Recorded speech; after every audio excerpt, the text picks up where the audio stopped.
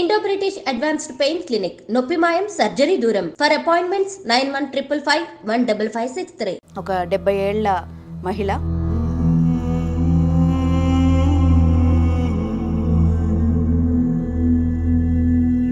నాకు 2 కొడుకులు ఉన్నారమ్మా. ఒక కూతురు. 2 కొడుకులకి పెళ్లిళ్ళు అయిపోయినాయి తల్లి. నేను ఒక్కదాన్ని అయిపోయానమ్మా ఇంట్లో. నన్ను ఎవరు చూసుకునే వాళ్ళు లేరు తల్లి.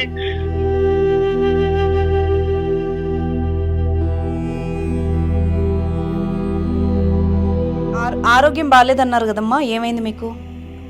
నాకు క్యాన్సర్ ఉంది తల్లి. ఆయన ఉన్నంత వరకు ఏదో ఇద్దరం ఒకళ్ళైనా ఏదో.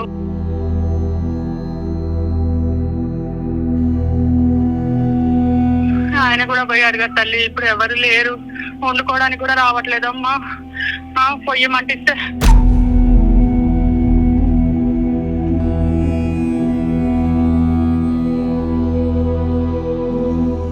ఇంత చచ్చిపోయినా హాయిగా ఉంటుందమ్మా.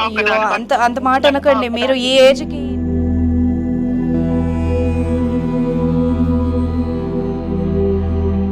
మీ పిల్లలు మీతో ఎప్పటి వరకు బాగుండేవాళ్ళు? పెళ్ళయ్యేంత వరకే తల్లి. పెళ్ళయిన తర్వాత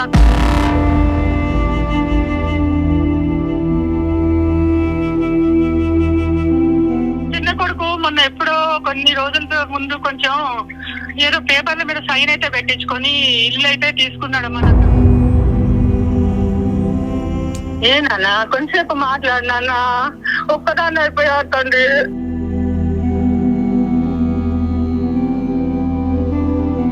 మా పనులు మాకుంటే ఎందుకు విసిగిస్తున్నావు ఫోన్లు చేసి ఊరికే? అమ్మతో మాట్లాడే విధానం అదేనా అండి?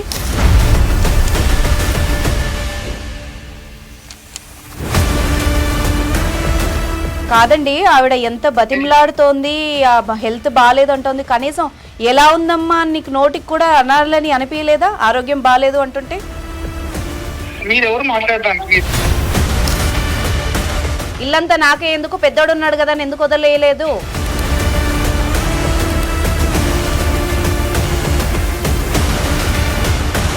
అమ్మ సరస్వతి గారు మాట్లాడండి మీరు కూడా. ఇప్పుడు మేము కాన్ఫరెన్స్ లోనే ఉంటాం, మీరు మాట్లాడండి.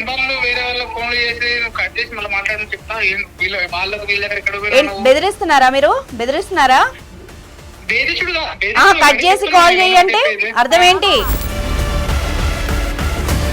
ఫోన్ పెట్టే తర్వాత చెప్తా నీ సంగతి అంటే ఏంటి? దాని అర్థం ఏంటి? ఏమనుకుంటున్నారు మీరు? సురేష్ గారు నేను చెప్పేది వినండి. జాగ్రత్త సురేష్ గారు.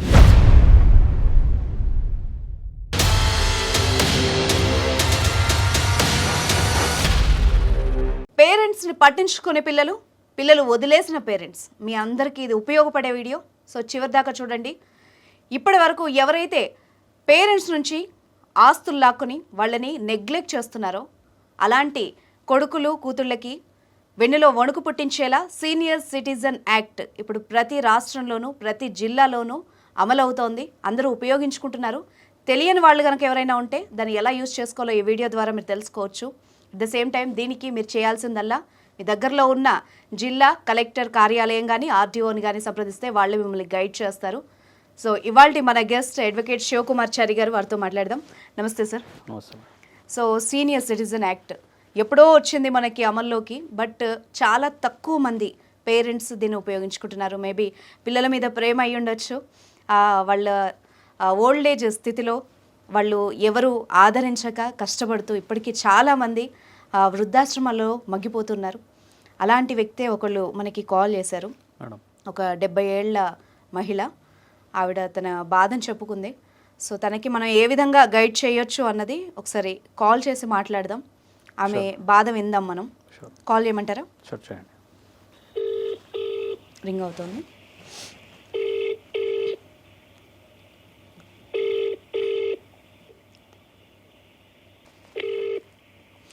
హలో, సరస్వతి గారు అమ్మ మాట్లాడేది? హలో హలో వినిపిస్తోందా అండి? వినిపిస్తుందండి. అమ్మ సరస్వతి గారా మాట్లాడేది? ఎవరు? నమస్తే అమ్మా, నాతో మాట్లాడారు కదా legal talk with Anusha. IDream నుండి కాల్ చేశామమ్మా. ఎవరమ్మా? అమ్మా, ఇప్పుడు మనము ప్రోగ్రాంలో ఉన్నాము. మన దగ్గర అడ్వకేట్ గారు కూడా ఉన్నారు ఇప్పుడు ఎదురుగా. మీ ప్రాబ్లం ఏంటో చెప్పండి. అనుష? అవునమ్మా. అమ్మా అమ్మా నేనే చేశానమ్మా. చెప్పండి అమ్మా. అమ్మా నేనే చేశాను తల్లి. నా పేరు సరస్వతి. చెప్పమ్మా. అమ్మా నాకు 2 కొడుకులు ఉన్నారమ్మా. ఒక కూతురు. 2 కొడుకులకి పెళ్లిళ్ళు అయిపోయినాయి తల్లి. పెద్దతనేమో యుఎస్ వెళ్ళాడమ్మా. ప్రేమ పెళ్లి చేసుకుని వెళ్ళిపోయాడు వదిలిపెట్టి. కొంచెం బాగా డబ్బులు ఉన్నోళ్ళు తల్లి వాళ్ళ సైడ్ వెళ్ళిపోయారు. నన్ను ఎవరు చూసేవాళ్ళు లేరమ్మా. వింటున్నావా తల్లి? వింటున్నామ్మా, చెప్పండి మీ బాధ చెప్పండి. నాకేమో మరి 2వ కొడుకు ఇక్కడే ఉంటాడు తల్లి. పూలు చేసిన ఎత్తట్లేదమ్మా. పూలు చేసిన ఎత్తడమ్మా. నేను ఎవరికి చెప్పుకోవాలి తల్లి? మీ ఊర్లోనే ఉంటారమ్మా మీ చిన్న కొడుకు?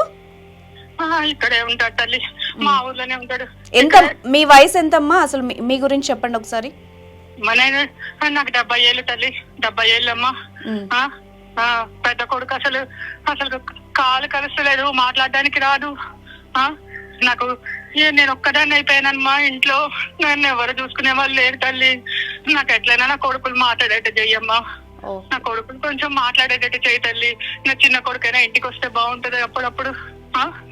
ఎన్ని రోజులు అయిందమ్మా అంటే వీళ్ళు మాట్లాడక కూడా? ఎన్ని రోజులు అవుతోంది? ఎన్ని రోజులని కాదు తల్లి, పెళ్లిళ్ళు అయిన దగ్గర నుంచి నేను కాల్ చేయడం తప్ప ఎవరు ఫోన్లు కూడా చేయట్లేదమ్మా. ఫోన్లు కూడా చేస్తలేదు. ఫోన్లు అసలు ఎత్తారమ్మా. ఎత్తితే కసురుకుంటారు ఆఫీస్ లో ఉన్నానని. కోడలికి కాల్ చేస్తే అసలు కోడలు ఫోన్ కూడా తీయదు తల్లి. ఎవరు చూసే వాళ్ళు లేరు. ఇంతకు ముందు మీరంతా కలిసి ఉండేవాళ్ళమ్మా, మీరు ఎందుకు విడిగా ఉంటున్నారు? లేదమ్మా, మా ఆయన పోయారు కదా. పిల్లలు ముగ్గురిని నేనే చదివించాను. 2 పిల్లలు పెళ్లి చేశా. కూతురు పెళ్లి చేశాను. కూతురు కూడా అస్సలు పట్టించుకోవట్లేదమ్మా.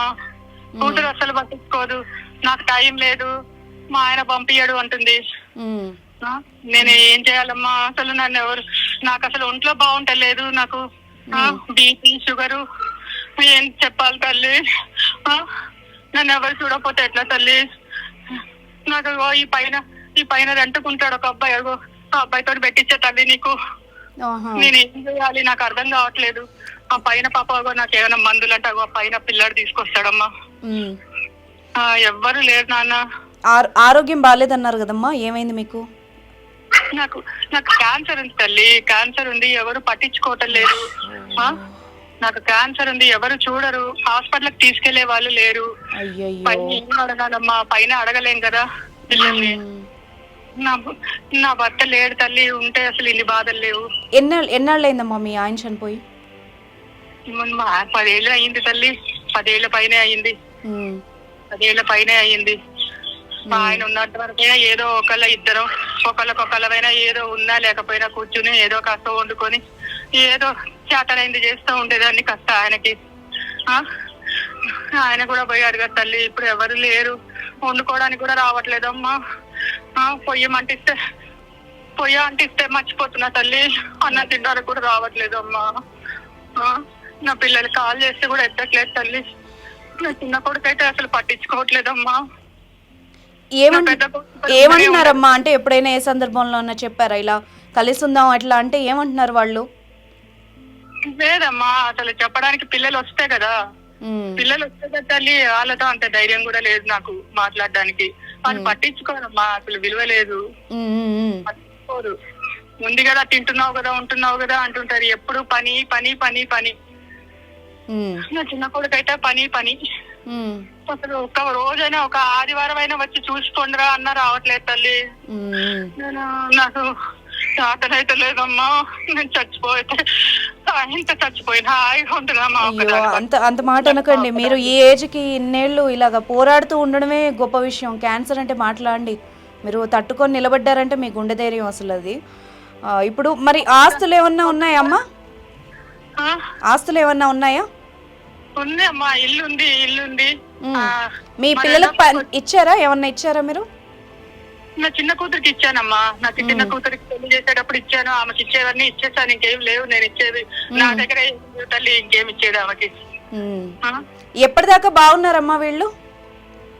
ఎవరినన్నా? మీ పిల్లలు మీతో ఎప్పటి వరకు బాగుండేవాళ్ళు? పెళ్ళయ్యేంత వరకే తల్లి. పెళ్ళయిన తర్వాత కోడలు రానియటల్లా, కొడుకు రావటల్లా. ఆ పెద్ద కొడుకు అయితే అసలు కాలే చేయడమ్మా. ఆ కాలు కూడా చేయట్లేదు. అతనైతే తల్లి నాకు అసలు చేత కావట్లేదు. అది ఒక్క ఇల్లు ఉండేదమ్మా. నా చిన్న కొడుకు మొన్న ఎప్పుడో కొన్ని రోజుల ముందు కొంచెం ఏదో పేపర్ల మీద సైన్ అయితే పెట్టించుకొని ఇల్లు అయితే తీసుకున్నాడమ్మా. నాకు డబ్బులు ఇచ్చాడు. మీకు డబ్బులు ఇచ్చాడా? డబ్బులు ఇచ్చాడమ్మా. డబ్బులు ఇచ్చాడు. అకౌంట్ లో వేస్తానని చెప్పాడు తల్లి. అకౌంట్ లో వేస్తానని చెప్పాడు. డబ్బులు వస్తుంటాయి. నా దగ్గర ఉండవమ్మా పాస్బుక్లు. అవి పాస్బుక్లు ఏ బుక్లు తల్లి, అవి బ్యాంక్ బుక్లు నా దగ్గర అయితే లేవమ్మా. చెక్కు సైన్ అయితే పెట్టించుకుంటాడు తల్లి వచ్చి. ఆయన పెన్షన్ వస్తుంది, నెల పెన్షన్ వస్తుంది. ఆయన పెన్షన్ వస్తుంది, సైన్ పెట్టమని అంటాడమ్మా. అంతే, సైన్ పెట్టడం. ఆ పెన్షన్ కూడా వాళ్ళు తీసుకుంటున్నారమ్మా? మందులకి మరి ఇస్తున్నానని చెప్తున్నారమ్మా. ఓన్లీ మందులు మాత్రం తెచ్చిస్తాడా? పోనీ ఎవరితోనే పంపిస్తాడా? ఇంటికి తెచ్చిస్తాడమ్మా. ఒక అబ్బాయి ఇంటికి తెచ్చిస్తాడు. వేరే అబ్బాయితో పంపిస్తున్నారు. ఓకే. ఇప్పుడు నిజంగానే మీకు డబ్బులు ఇచ్చారా? లేదమ్మా, నాకేమి ఇవ్వలేదమ్మా. నాకు ఏ డబ్బులు ఇవ్వలేదు. బ్యాంకులో పడ్డట్టు చూపించారమ్మా? నేనైనా హాస్పిటల్ చూపించుకునేదాన్ని కదా. కనీసం ఎవరో ఒకళ్ళ సహాయం తీసుకునేనా పోయి చూపించుకునేదాన్ని. నాకు కూడా అవన్నీ కాదమ్మా. నేను పోయే లోపల నా పిల్లలు కొంచెం నా దగ్గర ఉండేటట్టు చూడు తల్లి. నీకు దండం పెడతానమ్మా, నీ కాలు మొక్కుతా తల్లి. అయ్యో, అంత మాట అనకండి పెద్దవాళ్ళు. సరే, ఒకసారి మీ అబ్బాయితో మాట్లాడదామమ్మా. పెద్ద ఆయనతో మాట్లాడడం కుదరదేమో, ఆయన యుఎస్ అంటున్నారు కదా. సరే, మీ అందుబాటులో మీ ఊర్లోనే ఉన్నారు కదా, మీ చిన్న కొడుకుతో మాట్లాడదాము. ఆయనకి చేయమంటారా? మీకు చేయడానికి వస్తుందా కాన్ఫరెన్స్? నన్ను చేయమంటారా? నాకు రాదమ్మా. ఆ పైన పిల్లలు లేడు. ఇప్పుడు అబ్బాయి వచ్చాక చేయించిన. సరే, నేను ఇందులో నుండి కలుపుతాను. మీరు మేము ఉన్నట్టు కాకుండా వేరే వాళ్ళ నెంబర్ అన్నట్టు మాట్లాడండి. ఒకసారి ఆయనతో మాట్లాడండి, ఆయన ఏమంటారో విందాం. ఓకేనమ్మా, లైన్లో ఉండండి. సరేనన్నా. ఆమెకి తెలియదండి ఆ డబ్బులు వచ్చాయో కూడా కరెక్ట్గా తెలియట్లే. ఏదో వచ్చాయని చెప్పుంటారు. రింగ్ అయితే అవుతోంది.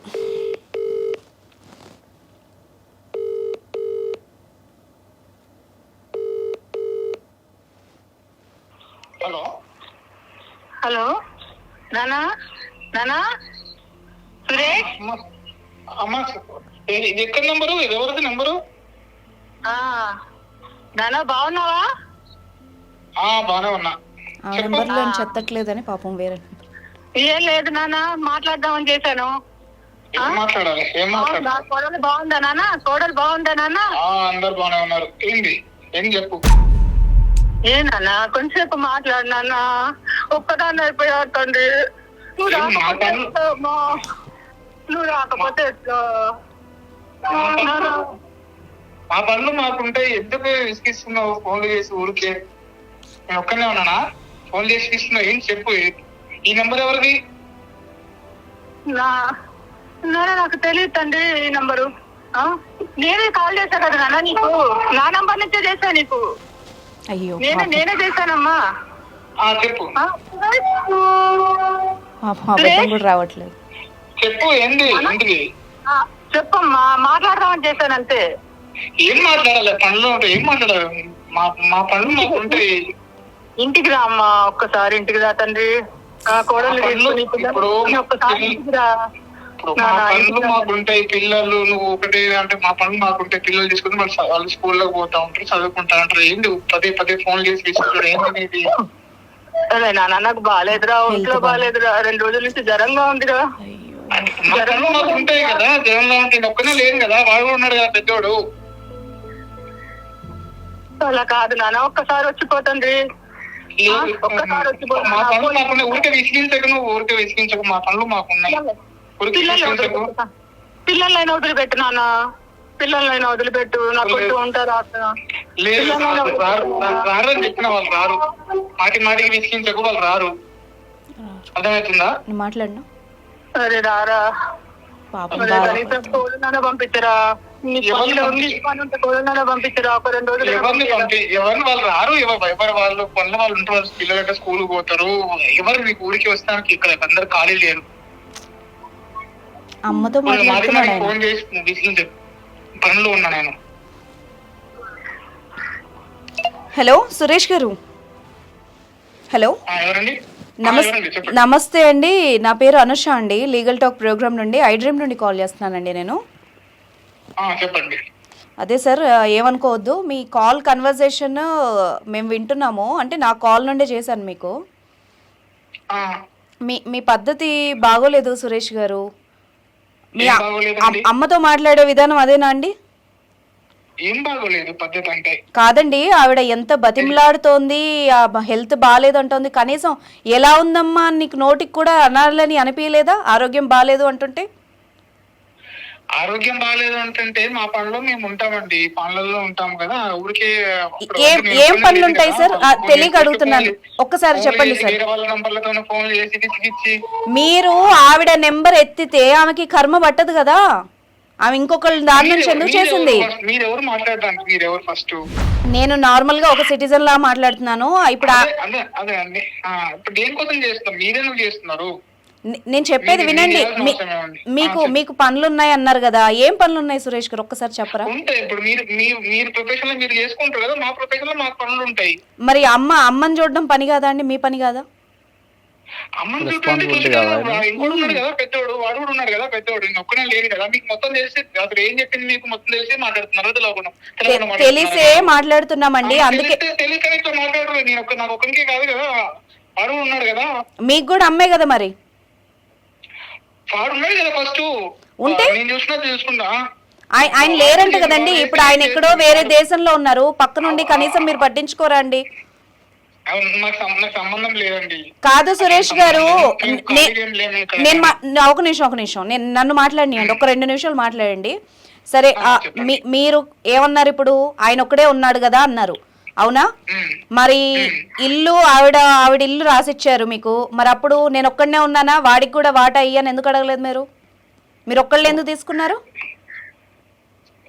అదే ఇప్పుడు అందరూ వాటా ఉన్నప్పుడు పెద్దోడు కూడా అదేనండి సురేష్ గారు, నేనేమంటున్నాను, బాధ్యతలు అనేసరికి పెద్దోడు ఉన్నాడు ఇంకొకళ్ళు ఉన్నారు అంటున్నారు కదా, బాధ్యతలు తీసుకోవడానికి హక్కులకు మాత్రం మీరు ఎందుకు తీసుకున్నారు? అప్పుడు ఇల్లంతా నాకే ఎందుకు, పెద్దోడు ఉన్నాడు కదా అని ఎందుకు వదిలేయలేదు?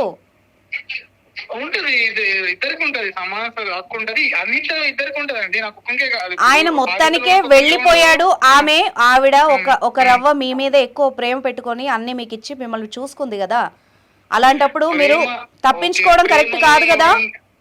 తప్పించుకోవడం, ప్రేమలు ఇవన్నీ, పిల్లల్ని నమ్మడం మాటికి అవన్నీ ఇప్పుడు ఈ బిజీ లైఫ్ లో మీరు చేస్తున్నారండి? నేను చెప్తున్నా వినండి, ఆ కర్మ మేము బట్టియలేదు కాబట్టి ఏ షోలకి వాళ్ళు వెళ్ళట్లేదండి.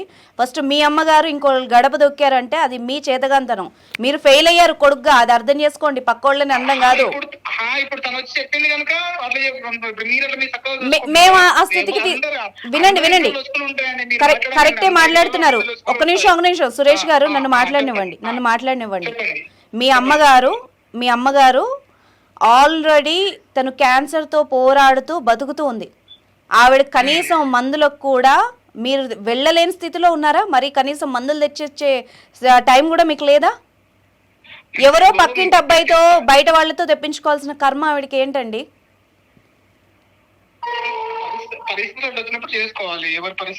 అమ్మా సరస్వతి గారు ఉన్నారా లైన్ లో?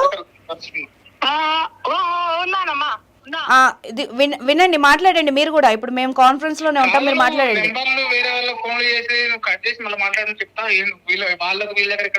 బెదిరిస్తున్నారా మీరు?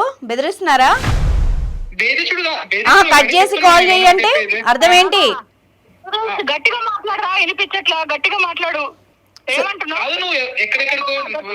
ఎవరెవరో ఫోన్ నుంచి కాల్ చేసి ఎందుకు చేస్తున్నావు ఇవన్నీ కథ ఎందుకు చెప్తుంటుండే, వాళ్ళు ఆమె వచ్చేమే నీకు బాధ్యత లేదా, నీకు హక్కు రాదా, ఈ హక్కు లేదా అని తను మాట్లాడుతూ ఉంటది.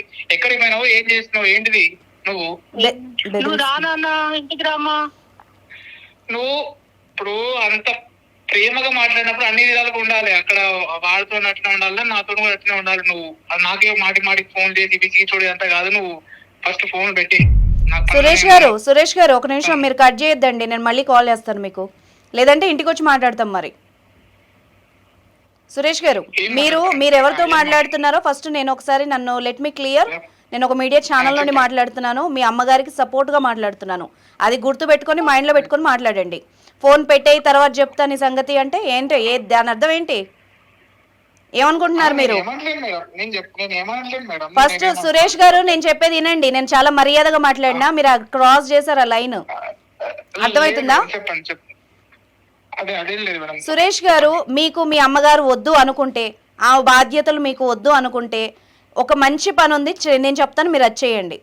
ఆవిడ మీకు ఎవరైతే ఏదైతే ఇల్లు రాసిచ్చారో అది రిటర్న్ ఇచ్చేసేయండి, ఓకేనా? అంతే కదా సార్?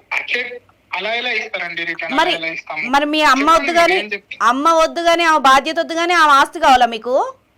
ఆ ఇల్లు కోసం ఎవరన్నా చూసుకుంటారండి, మీరేంటి చూసుకునేది? మీ చుట్టాల్లో ఎవరో ఒకరు చూసుకుంటారు. ఆమె పోయిన తర్వాత ఆమెని చచ్చిపోయే వరకు ఆమెని ఎవరు బాగా చూసుకుంటారో వాళ్ళకి ఇచ్చుకుంటుంది ఆవిడ. వెనక్కి రివోక్ చేయమంటారా మొత్తం? ఇదేలా ఉంది మరి? ఆయన మళ్ళీ ఇప్పుడు వర్షన్ మార్చారు చూడండి.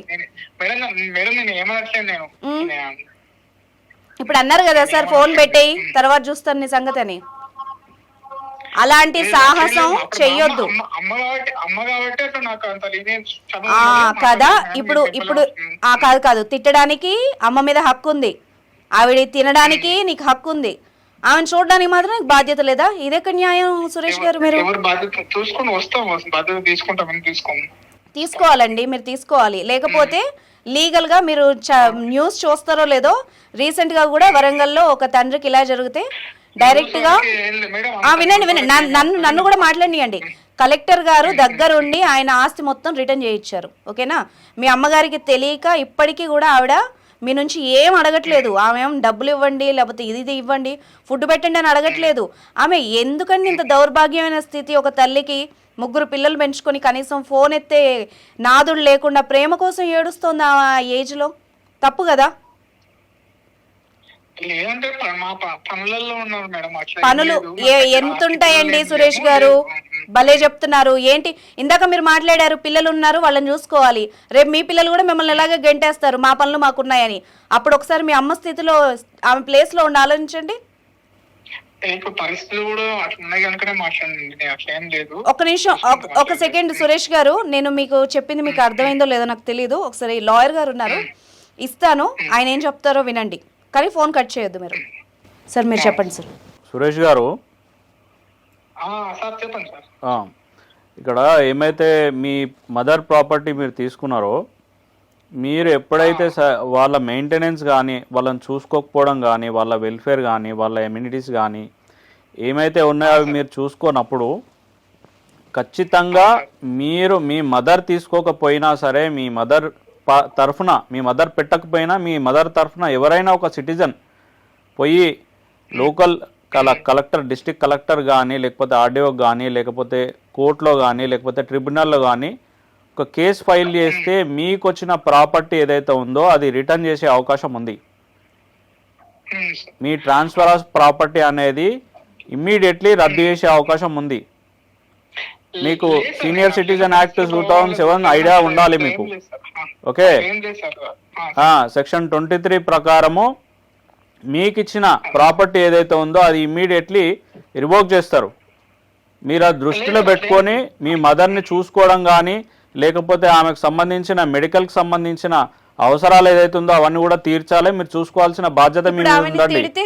ఒకవేళ తర్వాత ఈ కాల్ తర్వాత ఆమెను బెదిరిస్తే మీరు ఇష్టం ఉన్నట్టు మాట్లాడితే మీకు పీనల్ యాక్షన్ కూడా జరుగుతుంది. 100% మీ మదర్ ప్లేస్లో మేము వచ్చి మీ పైన కేసు ఫైల్ చేయాల్సి ఉంటుంది. గుర్తుపెట్టుకోండి, మీరు దబాయించి మళ్ళీ మీ మదర్ ని బెదిరించి పరిస్థితి కాదండి. మీరు మాట్లాడే మాటనే సరిగా లేదు. ఆమె ఏమంటుంది, ఒక్కసారి మాట్లాడినానా నా ఫోన్ ఎత్తుతలేవు అని చెప్పేసి అంటుంది. కనీసం మీకు తెలివి ఉండాలి కదా.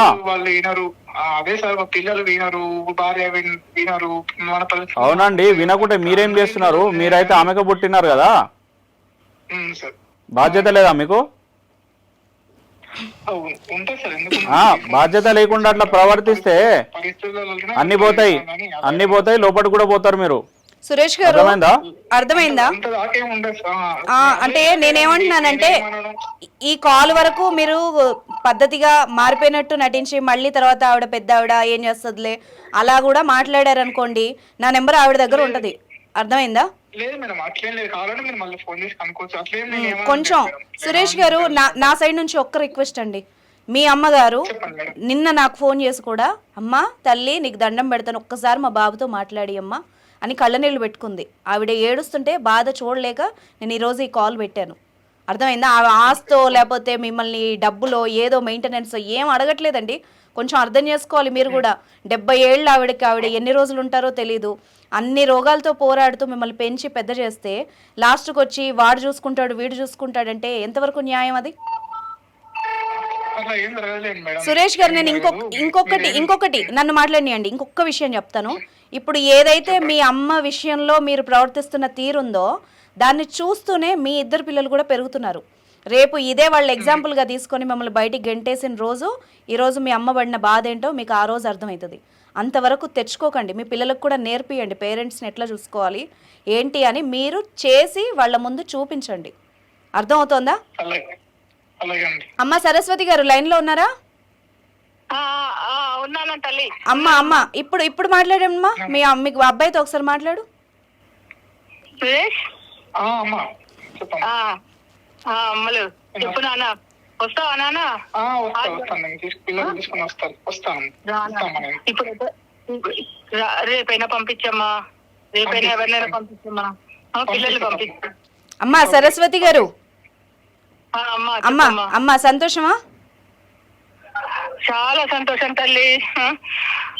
చచ్చిని కడుపు ఉంటాను. అమ్మ మీరు బాధపడకండి అమ్మా. రావాలి తల్లి. నా బిడ్డలు నా దగ్గరకు వస్తే అంతకంటే ఏం లేదు నాన్న సంతోషం. ఇంక నాకేం వద్దమ్మా. ఈ రోగాలు కూడా ఏం అవసరం లేదు తల్లి.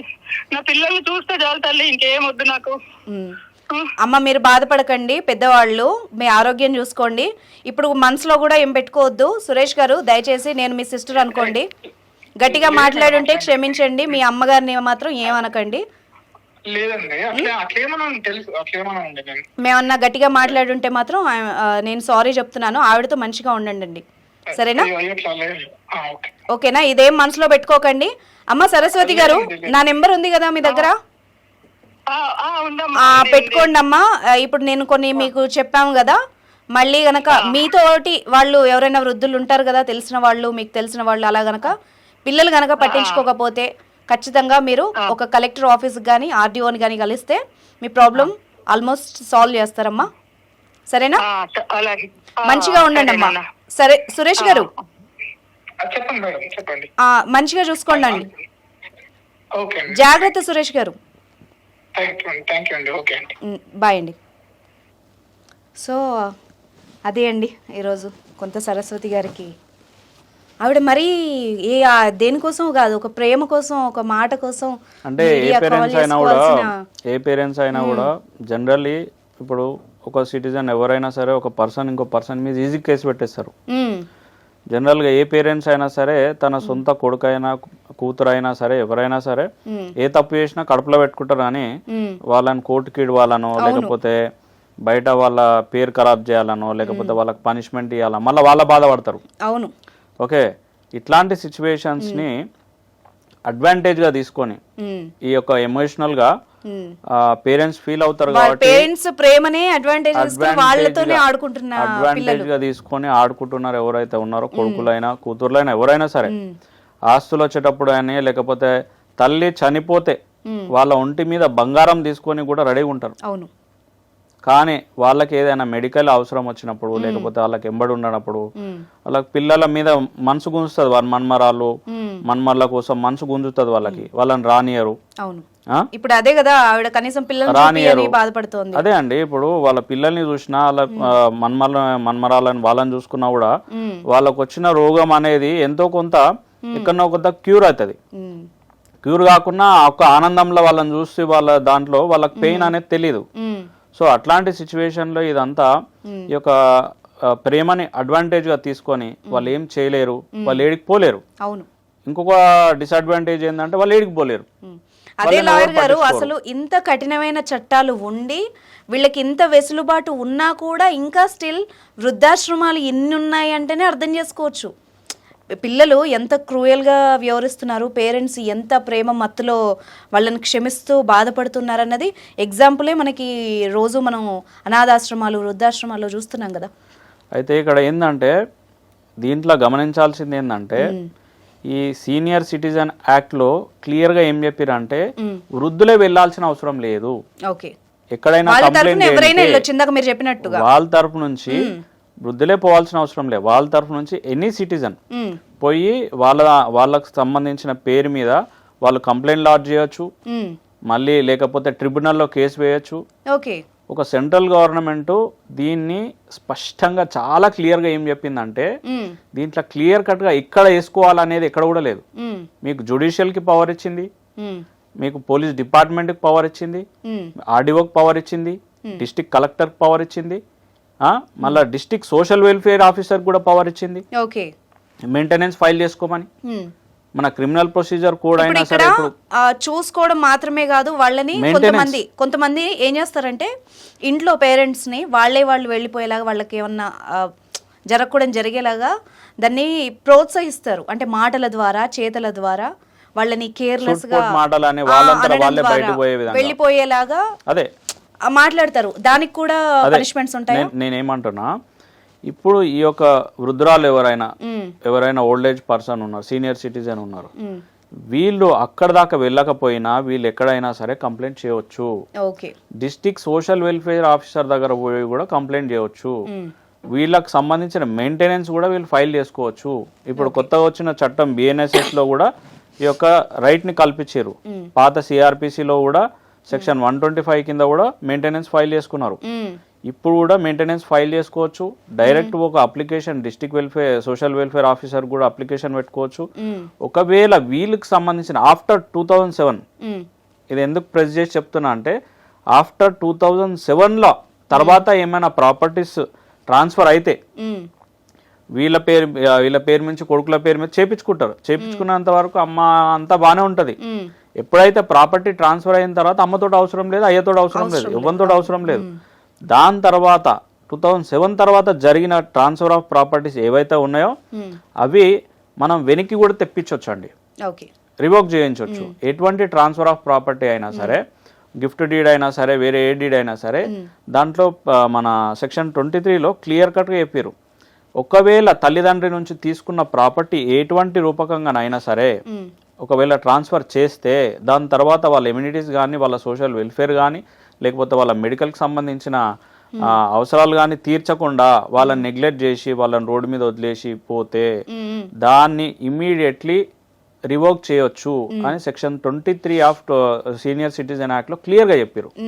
దానికి మళ్ళీ ఈ యొక్క యాక్ట్ లో చాలా ఫెసిలిటీస్ ఏం కల్పించారంటే స్టేట్ గవర్నమెంట్ లో ఇంకేమైనా ఫెసిలిటీస్ కల్పించే అవకాశం అంటే మేక్ రూల్స్ అని చెప్పేసి చెప్పింది. సెక్షన్ 32లో స్టేట్ గవర్నమెంట్ పవర్స్ ఇచ్చింది. ఇంకా మీరు గెజిట్ ద్వారా కూడా మీకు ఇంకేమైనా రూల్స్ కనుక ఇంకా ఏమైనా అవసరం అయితే మీరు దాంట్లో చేంజ్ చేసుకోవచ్చు, అమెండ్మెంట్ చేసుకోవచ్చు గెజిట్ ద్వారా. సెంట్రల్ గవర్నమెంట్ కూడా పవర్ ఇచ్చింది. మీరు ఇంకేమన్నా ఉంటే కూడా సెక్షన్ 31 కింద ఈ యొక్క సెంట్రల్ గవర్నమెంట్ కూడా ఈ యొక్క యాక్ట్ ని ఇంప్లిమెంట్ చేసి ఇంకేమైనా రూల్స్ అండ్ రెగ్యులేషన్స్ కూడా మీరు యాడ్ చేయవచ్చు, సూపర్విజన్ చేయవచ్చు అని చెప్పేసి సెంట్రల్ గవర్నమెంట్ కి ఇచ్చింది. Judicial any district court first class magistrate ఎవరైనా సరే ఈ యొక్క అప్లికేషన్ ఎంటర్టైన్ చేయవచ్చు అని చెప్పింది. జ్యూరిడిక్షన్ కూడా దీంట్లో ఎంత క్లియర్ గా చెప్పారంటే ఇప్పుడు ఆమె ఉంటున్న రెసిడెంట్ ప్లేస్ ఎన్నో ఊర్లో ఉంటారు, తీసుకొచ్చి వాళ్ళని ఎక్కడనో వేసేస్తారు, వాళ్ళకి ఎక్కడ వాళ్ళో తెలియదు. వాళ్ళు పాత ఎక్కడైతే రిజైడ్ అవుతున్నారో ఒకవేళ మీలాంటి నాలాంటి వాళ్ళు ఎవరైనా తెచ్చిపెట్టుకుంటే అది కూడా జ్యూరిడిక్షన్ కింద కన్సిడర్ చేస్తారు. ఆ లోకల్ కోర్ట్ ఎక్కడైనా సరే అది కూడా జ్యూరిడిక్షన్ కింద కన్సిడర్ చేస్తారు. ఆ యొక్క ప్రాపర్టీ ఎక్కడైతుందో దాన్ని కూడా రివోక్ చేస్తారు. దీంట్లో పూర్తి స్థాయిలో ఎవరైతే సిటిజన్స్ ఉన్నారో వాళ్ళ సీనియర్ సిటిజన్స్ ఉన్నారో వాళ్ళకి దీంట్లో చాలా పవర్స్ కల్పించారు. ఎవరైనా సరే ఎవరికైనా అనిపిస్తుంది, ఎవరైనా సోషల్గా వర్క్ చేసేటోళ్ళు, సోషల్ వర్కర్స్ కానీ, లీడర్స్ కానీ, పొలిటికల్ పార్టీస్ కానీ, లేకపోతే ఇంకెవరైనా సరే ఏమంటారు ఇప్పుడు ఆర్గనైజేషన్స్ ఉంటాయి కండి వెల్ఫేర్ చేసేది, మీరు అన్నదాని ప్రకారం చుట్టూ ఎవరైనా సరే ఎన్జిఓస్ కానీ ఎవరైనా సరే పోయి ఒక అప్లికేషన్ ఈ పలానా యొక్క ఈ లేడీకి సీనియర్ సిటిజన్కి ఇట్లాంటి ప్రాబ్లం జరుగుతుందని చెప్పేసి ఒక అప్లికేషన్ వీళ్ళు కూడా ఫైల్ చేయొచ్చు okay on behalf of senior citizen. అర్థమైంది. ఫైల్ చేసుకుంటే ఇమ్మీడియట్లీ దాన్ని యాక్షన్ తీసుకుంటారు.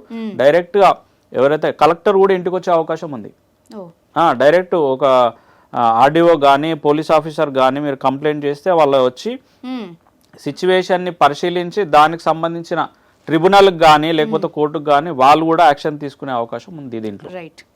సో అన్ని రకాల యొక్క చట్టం అనేది చాలా క్లియర్ కట్గా పవర్స్ ఇవ్వడం జరిగింది సీనియర్ సిటిజన్స్. ఎస్ వ్యూవర్స్, ఇప్పటి వరకు లాయర్ గారు చెప్పిందంతా విన్నారు కదా. సో మనం న్యూస్ కూడా చూస్తున్నాం. కొందరు తల్లిదండ్రులు అయితే ధైర్యం చేసి కలెక్టర్ గారిని కలిసి మరి వాళ్ళ ప్రాబ్లమ్ని సాల్వ్ చేసుకుంటున్నారు.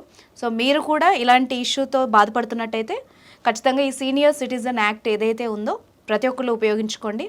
And thank you very much sir, మీ వాల్యుబుల్ టైం స్పెండ్ చేసినందుకు. Thank you so much.